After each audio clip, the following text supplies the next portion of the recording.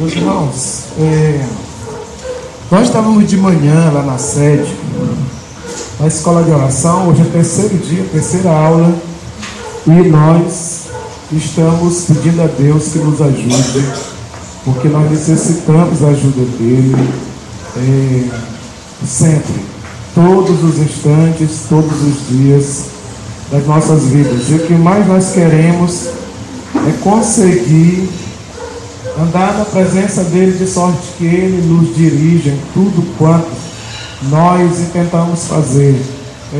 Nós tivemos aqui nos últimos meses uma série sobre as leis da vida. Foram vários finais de semana que nós tivemos aqui ministrando sobre as leis da vida. A partir do ano passado, vamos ver 4 sentenças no livro de Malaquias. Bom, essa é a minha vontade, é aquilo que eu sinto, que deve ser compartilhado aqui, diferentemente do que eu compartilho na sede. Nem que eu queira sair daqui hoje para falar a mesma coisa lá na sede, eu não vou conseguir, porque há uma inspiração para cada lugar onde eu vou ministrar. Se for para Vila Flamengo, certamente não será a mesma coisa que eu disse aqui, nem o mesmo que eu disse na sede. Eu quero ter a minha consciência tranquila sempre que eu estou falando aquilo que eu me sinto dirigido pelo Espírito, porque na verdade, se eu não for dirigido pelo Espírito naquilo que eu falar para a igreja de Deus, quem vai pagar caro sou eu, porque isso aqui é um lugar muito fino, muito delicado, para nós chegarmos e falarmos aquilo que nós produzimos com a nossa mente. Me sinto conduzido para falar sobre 4 sentenças. Já falei a primeira domingo passado. Livro de Malaquias, 4 capítulos, 4 sentenças, 4 maldições. É importante que eu já estudei isso antes, já ministrei antes, e a gente vai buscar os fundamentos na nova aliança, porque aquilo que o Antigo Testamento diz e que não é confirmado pelo Novo Testamento não faz sentido para a igreja. Eu acho que vocês estão observando que a minha insistência, isso não é particularidade da missão em Rio Anil, mas em toda a missão, os últimos dias, para não dizer de alguns anos para cá, que eu venho tentando esclarecer é que a igreja não é Israel. E é muito provável que as pessoas respondam assim: todo mundo sabe disso, que a igreja não é Israel. É muito provável que respondam.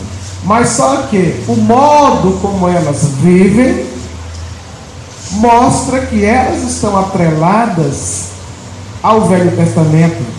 Porque esse atrelamento não é uma questão de ter uma simples informação de que hoje você é igreja. Esse atrelamento é resultado daquilo que ainda não saiu da sua mente, uma crença que você absorveu do Antigo Testamento e que ainda vive. E que eu tenho mostrado, conscientizado a igreja que é minha responsabilidade ensinar para consolidar a igreja nos fundamentos do Novo Testamento, é que nós não somos Israel e nem precisamos viver nada que é veterotestamentário que não é endossado pelo Novo Testamento. Não precisamos.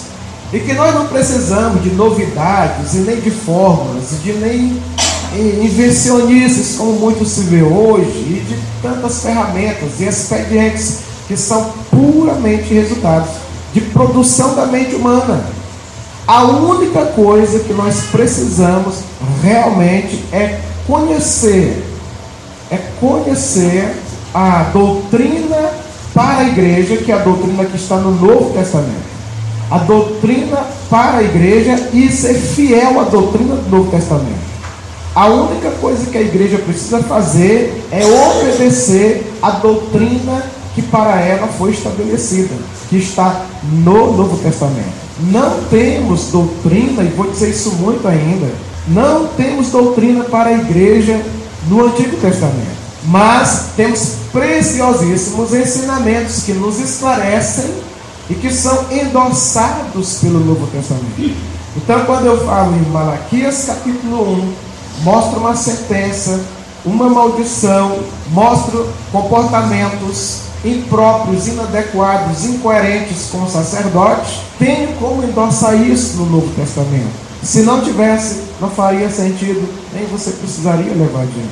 Mas quero também pontuar que, se o Espírito Santo me conduzir para outra coisa, eu farei outra coisa.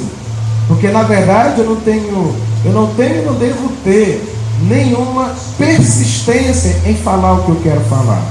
Mas eu devo ser persistente no sentido de querer ter a direção daquilo que o Espírito Santo quer que seja dito. O Espírito Santo, que não é o assunto hoje aqui, mas o assunto de hoje não faz sentido sem ele. O Espírito Santo é o nosso mentor por excelência. Ele é a única pessoa a quem nós devemos obediência estrita.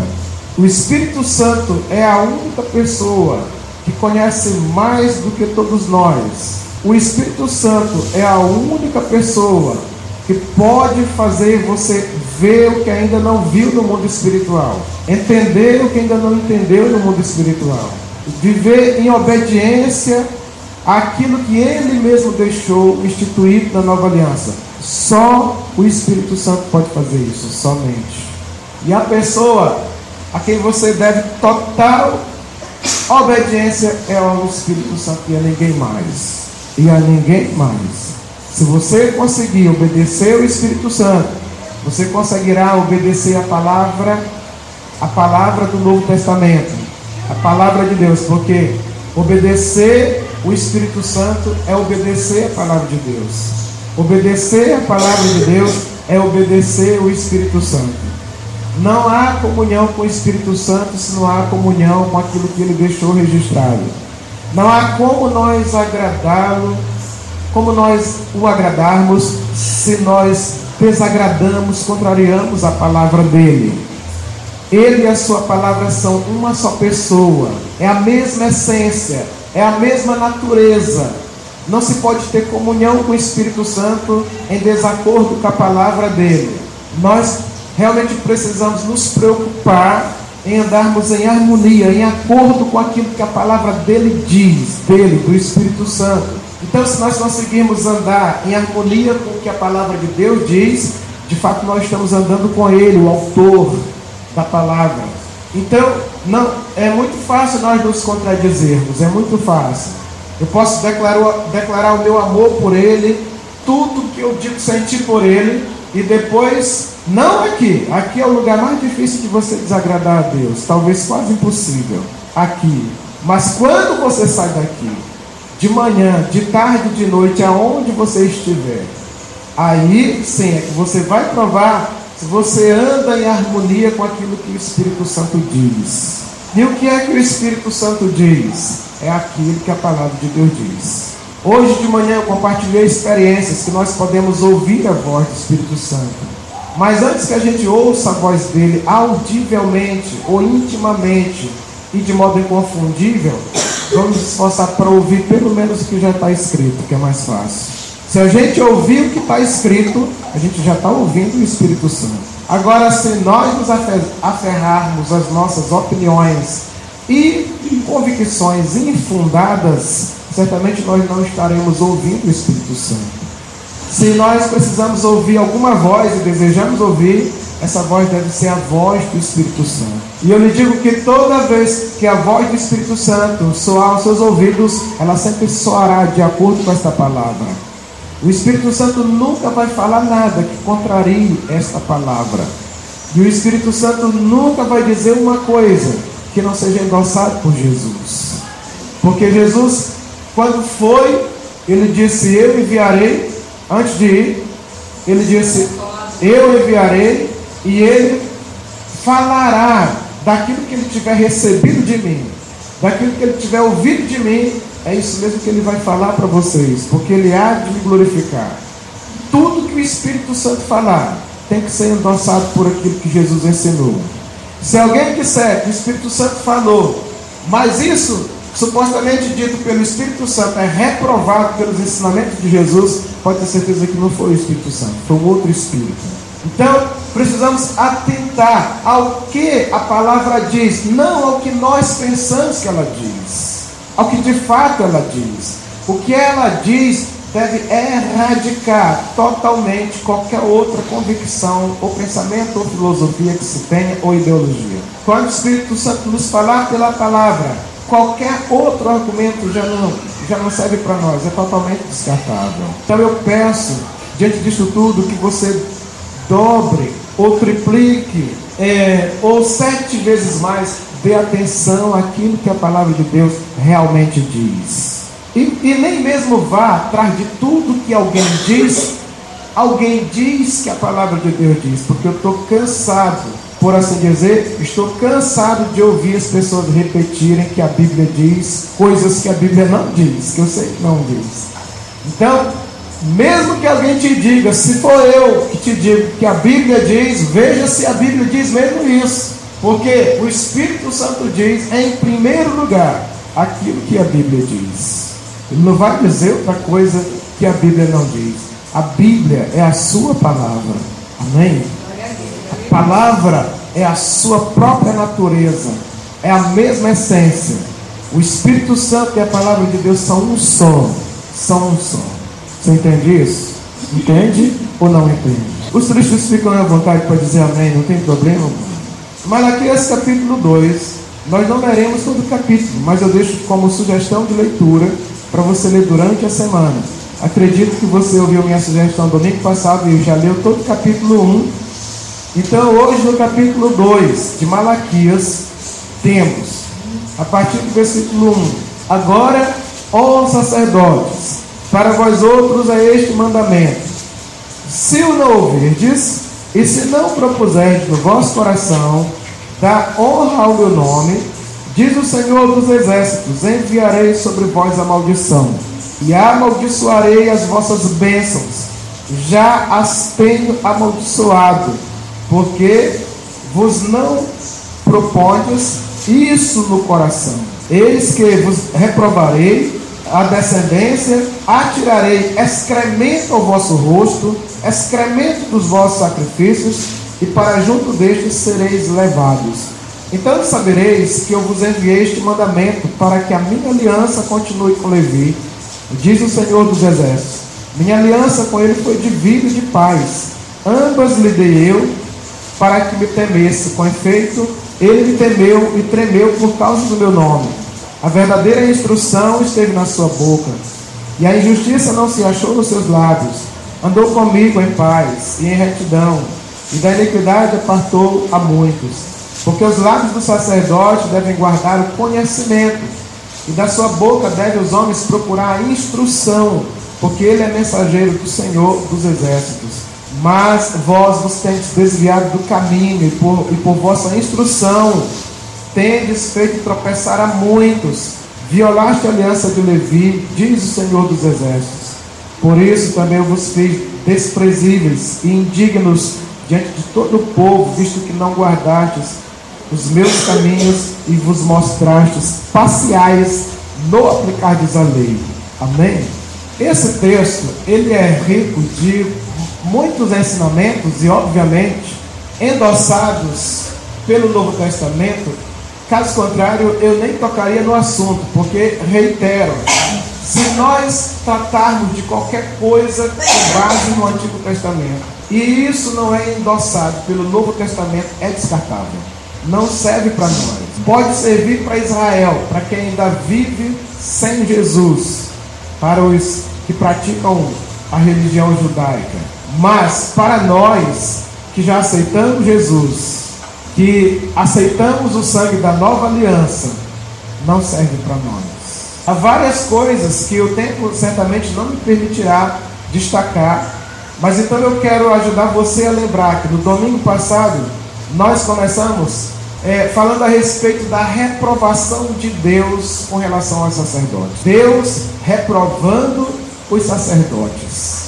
Nós vimos no versículo 14 do capítulo 1, quando Deus disse: pois maldito seja o enganador.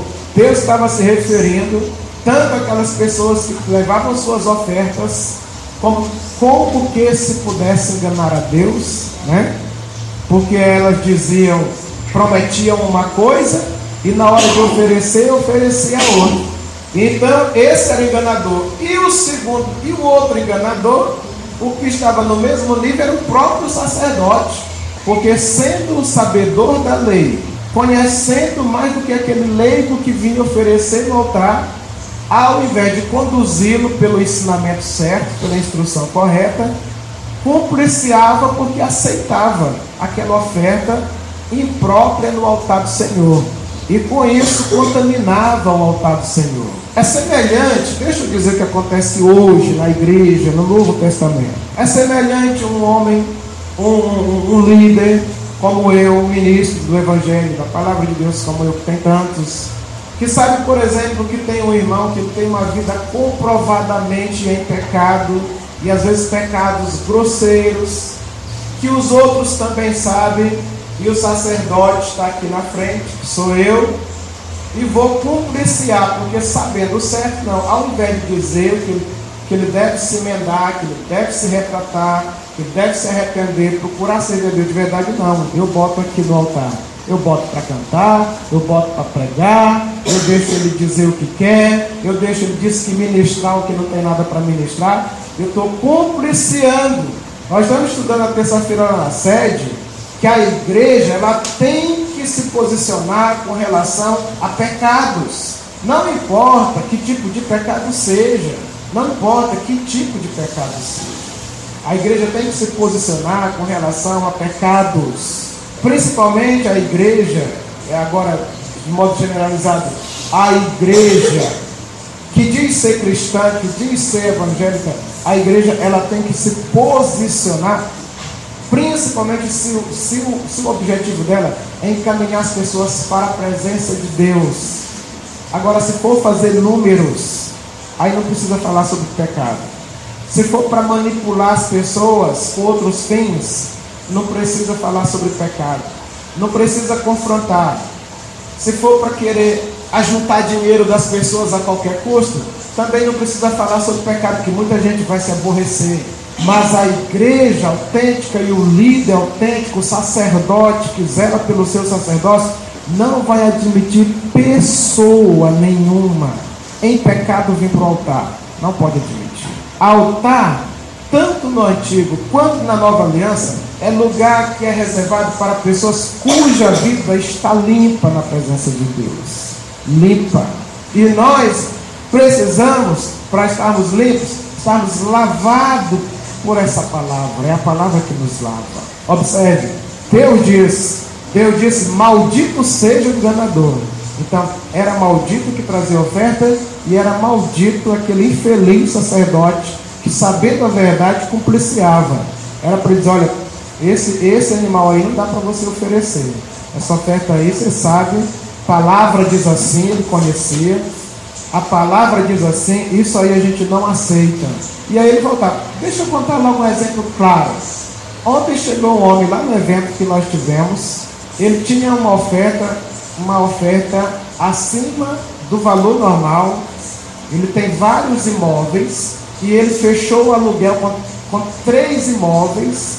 Disse ele que havia feito um voto a Deus e ele me procurou ontem lá no trabalho e disse o seguinte, ele disse, olha missionário, eu fiz assim tal, eu estou aqui com essa oferta X, isso lá o valor, e eu quero dar aqui, mas eu quero lá na frente contar meu testemunho e dizer e propor um desafio à igreja. Eu disse, não dá. Por quê? Eu disse, porque nós já temos uma programação e a missionária já está conduzindo o trabalho e eu não vou interferir, não posso. Mas é rapidinho, mas não pode. E com o que é que eu falo? Que é comigo mesmo, porque sou eu que autorizo, exatamente porque já autorizei, já programamos anteriormente e se o senhor quiser amanhã na sede, como a programação não está feita, o senhor vem amanhã e eu vou lhe dar a oportunidade para o senhor dar seu testemunho lá e dar a sua oferta, enfim, o senhor está sentindo o coração, mas hoje não é possível. Claro que ele não gostou, ficou de cara feia, saiu resmungando. Então eu falei com Deus que ia ser hoje aqui. Eu disse, lamento muito. Por mim não me importa se era R$1.000, se era 5, se era 10 mil, se ele gostou, se ele vai sair da igreja, isso para mim não importa. Eu não estou na igreja para estar fazendo média com cara de ninguém. Se meu pai e a minha mãe estivessem aqui, eu ouvia a mesma coisa. Eu não estou na igreja para fazer média com ninguém, nem para ser manipulado por pessoa nenhuma. Eu tenho que ser um ministro autêntico, legítimo, e a minha legitimidade é andar na palavra. Eu poderia pensar, mas essa oferta é boa, vou construir lá na Flamengo, vou fazer não sei o quê. Como isso é bênção de Deus, está chegando agora. Não programou, não foi autorizado, não dá. Se quiser amanhã, se não quiser, não é que eu estou me sentindo alguma coisa, é porque as coisas do Senhor devem ser feitas com ordem, com decência, com legitimidade. Então eu não tenho ninguém, minha filha também me ouve desde cedo, não tem oportunidade para ninguém no altar que não tem vida limpa. Quer altar, quer pregar, se limpe, busque a Deus, se santifique, ande na palavra, dê bom testemunho, seja coerente com o que se pode dizer aqui, seja coerente aonde você estiver. Então era essa a posição que Deus esperava do sacerdote, mas como ele não foi autêntico, não foi fiel à sua postura, Deus usou o profeta Malaquias, usou o profeta para falar para ele: você é maldito enganador. Obviamente ele estava incluído, porque lá no Novo Testamento diz para nós não sermos cúmplices dos pecados de ninguém. E se aquele que estava trazendo a oferta, um animal defeituoso, estava fazendo a coisa errada, abominada aos olhos do Senhor, ele estava cumpliciando, porque permitiu. No capítulo 2, Deus continua falando a respeito dos sacerdotes. Na verdade, na minha Bíblia diz assim: o castigo dos sacerdotes. Não sei se a sua tem essa divisão, e diz isso. Quando eu prestei atenção nisso aqui, falou meu coração, eu fiquei preocupado, porque aqui nós vemos uma coisa muito mais preocupante. É quando Deus diz aos sacerdotes que se eles não ouvissem e não colocassem no coração deles de honrar o nome do Senhor, Deus amaldiçoaria as bênçãos do sacerdote. Está escrito: amaldiçoarei as vossas bênçãos, e já as tenho amaldiçoado. Por quê? Porque os sacerdotes, ao invés de honrar o nome do Senhor, estavam fazendo média com as pessoas. Ele tinha que honrar o nome do Senhor. Então o negócio tem que ser justo, limpo, é o certo. Você quer oferecer esse animal? Pois esse não dá. Se você não tiver outro, pois esse aqui não é recebido. Honrar o nome do Senhor, honrar o seu sacerdócio também, e Deus seria glorificado. Mas ele não fez isso. Deus disse: se você não propor no seu coração de honrar o meu nome, eu amaldiçoarei as vossas bênçãos. Você sabe o que significa isso? Significa que quando os sacerdotes, como de costume fazia, erguessem suas mãos para abençoar o povo, eu abençoo, tal, o sacerdote dizendo: eu abençoo, e Deus: eu amaldiçoo. Eu amaldiçoarei as vossas bênçãos. Entendeu? Eu trouxe aqui para o Senhor orar, para o Senhor abençoar. Aí está: eu abençoo.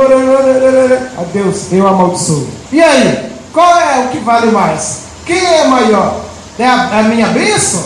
Ou é a bênção do Senhor? Qual é a maior bênção? Qual é a maior bênção? É a bênção do apóstolo? Ou é a bênção do Senhor? É a bênção do Senhor. Se o apóstolo abençoar e Deus amaldiçoar, qual é que vai prevalecer? A maldição de Deus. A maldição de Deus. E Deus disse aqui: eu amaldiçoarei as vossas bênçãos. Não adianta ministrar abençoando, porque eu vou amaldiçoar as vossas bênçãos. Todas as vezes que eles pronunciassem bênção, Deus ia amaldiçoar. Por quê? Porque não havia honrado o nome do Senhor. Isso é sério. Nas palavras de Jesus, ele disse: de que me adianta me chamar Senhor, Senhor, se não fazeis o que eu vos mando? E Deus já havia mandado honrar o seu nome. Deus já havia mandado honrar o seu nome. E o sacerdote é quem mais sabia disso. Quando Balaão aceitou o pedido daquele rei para amaldiçoar o povo de Israel, ele disse: aquilo que o Senhor colocar na minha boca, eu direi. Então todas as 3 vezes que ele se dirigiu para amaldiçoar Israel, ele abençoava. Porque ele sabia que não adiantava ele amaldiçoar se Deus abençoou. Como também não adianta ninguém, nem o mundo inteiro abençoar se Deus amaldiçoou. Então, se nós queremos a bênção de Deus, o que é que nós temos que fazer? Andar na obediência. É a obediência que gera bênção. Não é outra coisa. É a obediência que gera bênçãos. Assim como a desobediência gera as maldições. Se quiséssemos resumir tudo, teríamos que resumir nessas duas palavras: obediência e desobediência. Como é que pode uma pessoa que anda na obediência ser amaldiçoada? Como é que pode? Não tem como. E como é que pode uma pessoa andando na desobediência ser abençoada? Não tem como. Então por que a gente deve ensinar as outras coisas se resume só em duas palavras? É porque muita gente não tem clareza suficiente. Por exemplo, eu encontrei um irmão que estava se gabando de ser muito abençoado, e todas as vezes que eu queria falar da palavra de Deus, eu falei: eu sou muito abençoado. Eu sou muito abençoado. Olha esse carro que está aí na porta, eu comprei, eu troquei o outro era assim, agora comprei esse, agora comprei aquele. Outro dia levei minha família, nós fomos não sei aonde. Tá? Eu sou abençoado. Eu tenho que dar graças a Deus, porque eu sou muito abençoado. Ele não deixava eu falar. Ele não deixava eu falar. Eu queria dizer para ele simplesmente que coisas materiais não sinalizam que nós estamos em comunhão com Deus. Coisas, benefícios materiais não sinalizam que nós estamos com Deus, em comunhão com Ele. Não sinalizam. Aí depois eu conversando com o irmão, que era co-pastor da igreja onde ele era obreiro. Ele era obreiro, esse rapaz. Aí disse: olha, o negócio lá com ele não tá bom. Problema seríssimo com a mulher, na família. Dizem que ele anda tomando uma cervejinha na praia. Eu disse: percebi o quanto ele estava abençoado.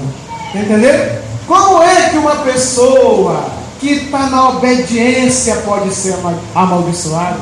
Não tem como. Mas como é que alguém pode na desobediência ser abençoado? É claro que não está sendo abençoado. Ele pode estar sendo enganado e iludido. E eu acredito até que do jeito que o demônio é inteligente e astucioso, ele faz vista grossa e favorece circunstâncias para a pessoa ter benefícios e favores momentâneos e passageiros que aparentam grande coisa, para ele se iludir que mesmo assim, nos seus erros e pecados, Deus tem abençoado tanto. Não é Deus? Se Deus abençoou o desobediente e não o obediente, pois estão obedecendo à toa, já que ele abençoou o desobediente da mesma forma. Temos que entender o que a palavra diz, meus irmãos. A palavra diz que se nós obedecermos, todas as bênçãos virão, todas virão. Que se nós desobedecermos, todas as maldições se instalarão. E aí o que eu vou dizer mais do que já foi dito? Impossível.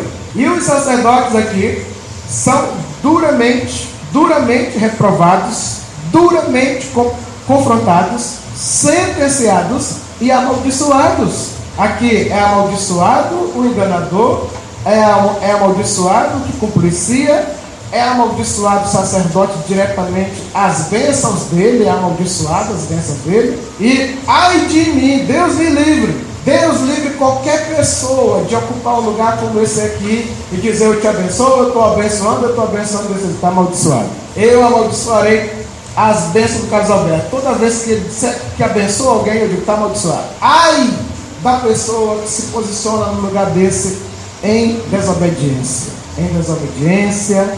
em pecado ou pecados. Versículo 7 diz que os lábios do Senhor devem guardar o conhecimento da sua boca, devem os homens buscar instrução, porque nós somos mensageiros do Senhor.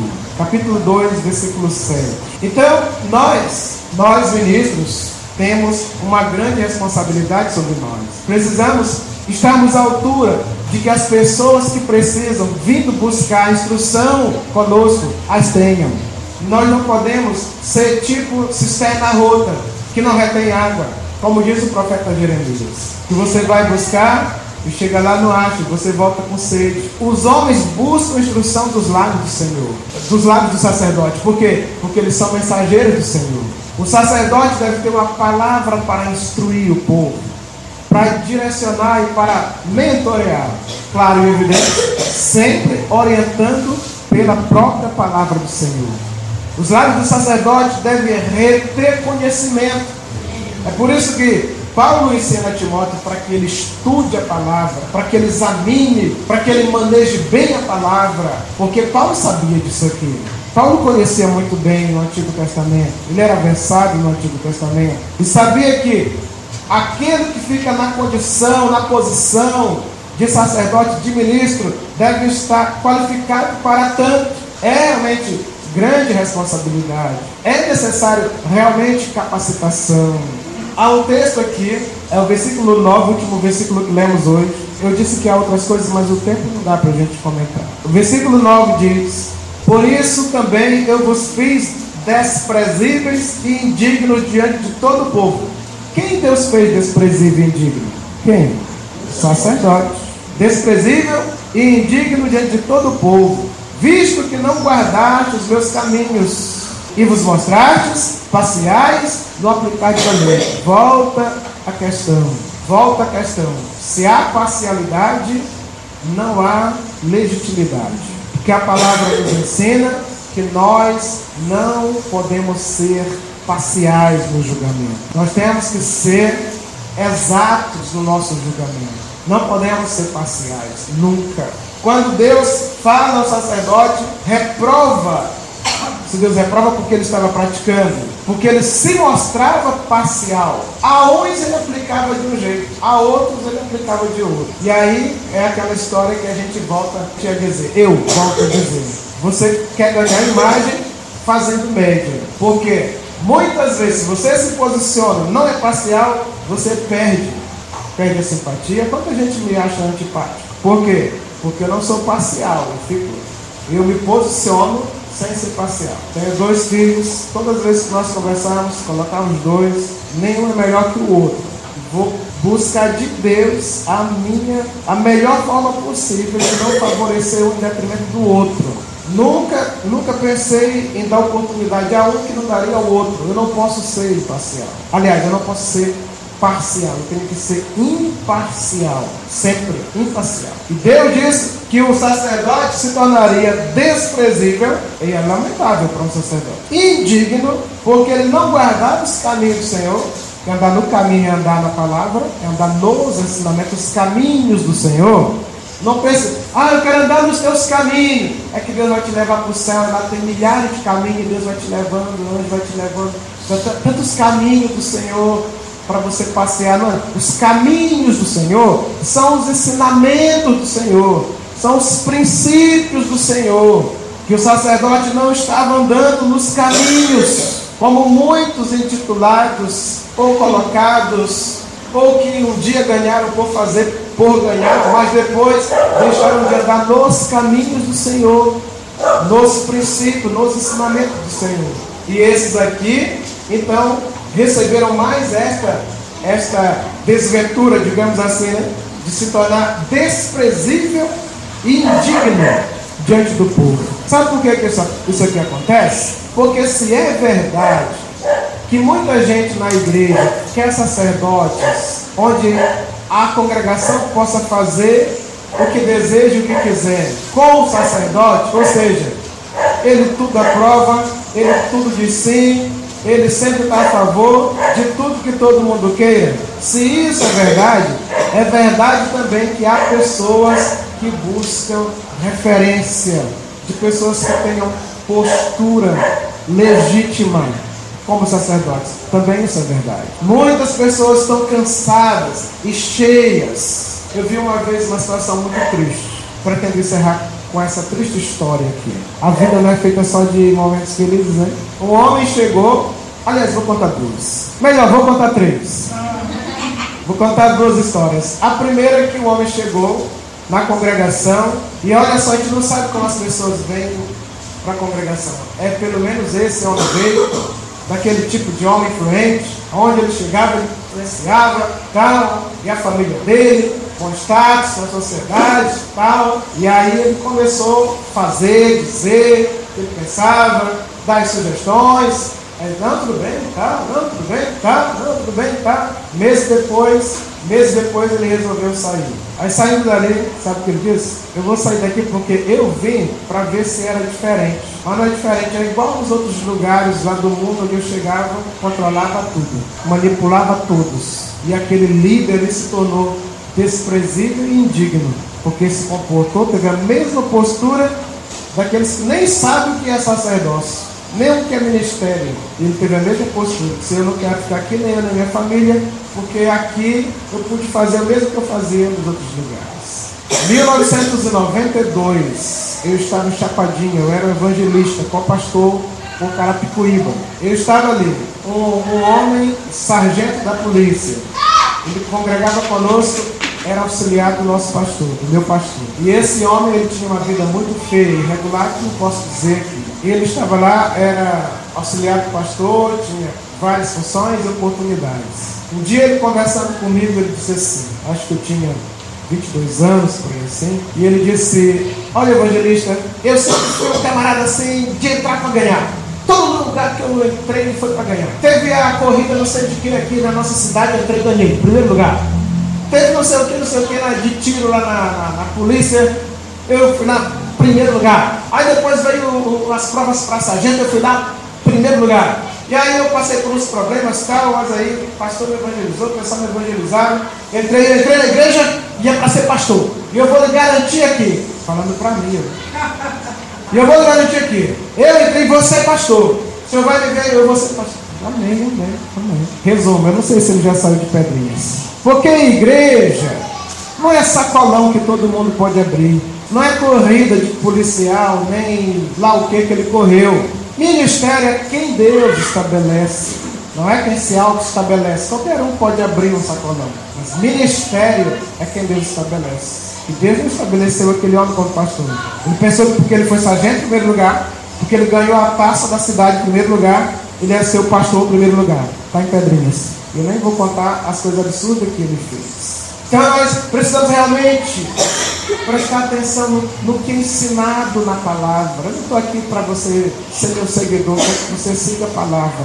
Se você seguir a palavra, eu sou a pessoa mais feliz do mundo. Nem me importa se seja aqui, se seja em qualquer outro lugar. Se você seguir a palavra, eu sou a pessoa mais feliz do mundo. Mas se você não seguir a palavra, ou aqui ou em qualquer lugar, é muito triste. É muito triste. Porque andar com Jesus é andar na palavra de Deus sempre. Honrar a Deus é honrar a palavra dele. Obviamente, vocês não estão diante de uma pessoa perfeita. Os perfeitos não necessitam de salvação. Mas tudo aquilo que eu tenho aprendido da palavra, eu procuro viver. Nós estamos fechando a segunda lição da escola de oração com o versículo que veio no livro. O versículo é: tornai-vos, pois, praticantes da palavra, e não somente ouvintes esquecediços, enganando-vos a vós mesmos. Ninguém precisa se enganar. Não vamos copiar a prática do velho, chifrudo, enganador, o capeta. Ele é um enganador desde o princípio, ele enganou Eva. Nós não vamos imitar o enganador, nós vamos imitar Jesus, que a palavra diz, na sua boca nunca se achou engano. Nós temos que imitar Jesus. Não vamos imitar Davi, não. Davi não daria para ser um pastor da igreja.